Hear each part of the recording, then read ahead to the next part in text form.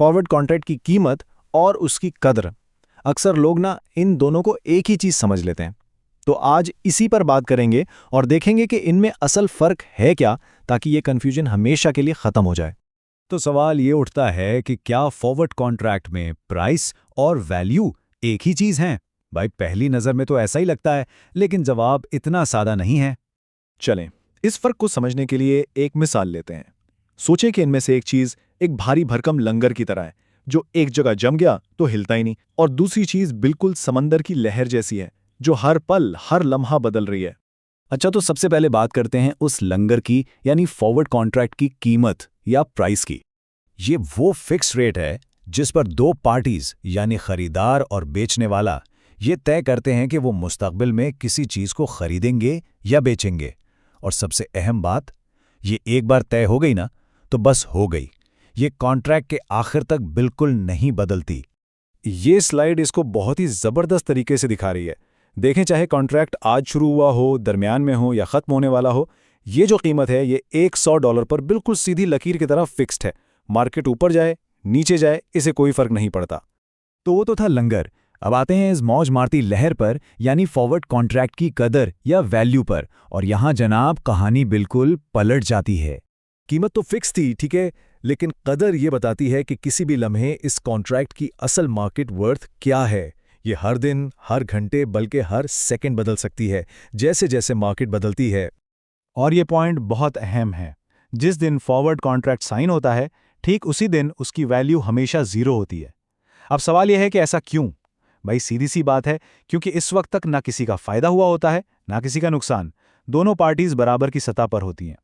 लेकिन हम सब जानते हैं मार्केट तो कभी एक जगह टिकती ही नहीं है, और जैसी हालात बदलते हैं, ये जो सिफर की वैल्यू थी ना, ये भी अपनी जगह से हिलना शुरू हो जाती है। और वैल्यू में यही बदलाव इस कॉन्ट्रैक्ट को बड़ा दिलचस्प बना देता है।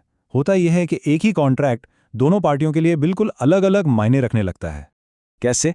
देखें, अगर वैल्यू पॉजिटिव हो जाए तो जिस पार्टी को फ़ायदा हो रहा है उसके लिए ये कॉन्ट्रैक्ट एक एसेट यानी असासा बन जाता है, और ठीक उसी वक्त दूसरी पार्टी के लिए ये इतनी ही रकम की एक लायबिलिटी यानी जिम्मेदारी बन जाता है। ये टेबल इस जीरो सम गेम को बेहतरीन तरीके से समझाता है। मिसाल के तौर पर, अगर असासे की मार्केट प्राइस तयशुदा फॉरवर्ड प्राइस से ऊपर चले जाए तो खरीदार यानी लॉन्ग पोजीशन वाला फायदे में है, उसके लिए वैल्यू पॉजिटिव है, ये एक एसेट है। और जाहिर है बेचने वाले यानी शॉर्ट पोजीशन वाले का इतना ही नुकसान हो रहा है, तो उसके लिए ये लायबिलिटी है। और अगर मार्केट प्राइस नीचे चली जाए तो बस ये सारी सूरत हाल उलट जाती है। तो सवाल यह है कि आखिर वो क्या चीज़ें हैं जो इस वैल्यू को ऊपर नीचे करती रहती हैं? देखें, इसकी वैल्यू को कई चीज़ें हिलाती हैं। सबसे बड़ी चीज़ तो खुद इस असासे की अपनी मार्केट प्राइस है, जो हर वक्त बदलती है। फिर वो फिक्स्ड फॉरवर्ड प्राइस जिससे इसका मुवाजना होता है। इसके अलावा कॉन्ट्रैक्ट के ख़त्म होने में कितना टाइम बाकी है, ये भी बहुत मैटर करता है। और हाँ, मुल्क में रिस्क फ्री इंटरेस्ट रेट क्या चल रहा है, इसका भी असर होता है। तो इस सारी बात का खुलासा क्या है? बहुत सादा। कीमत एक तरह से तारीख का हिस्सा है, वो चीज़ जो माजी में तय हो गई और अब बदल नहीं सकती। जबकि कदर या वैल्यू हाल की कहानी है, जो मुस्तकबिल की तवक्कुआत पर हर लम्हे बदल रही है। प्राइस और वैल्यू का ये फ़र्क सिर्फ थ्योरी नहीं है, ये बहुत अहम है, क्योंकि जब वैल्यू बदलती है तो साथ में रिस्क भी पैदा होता है। और ये हमें एक बहुत बड़े सवाल पर लाकर खड़ा कर देता है।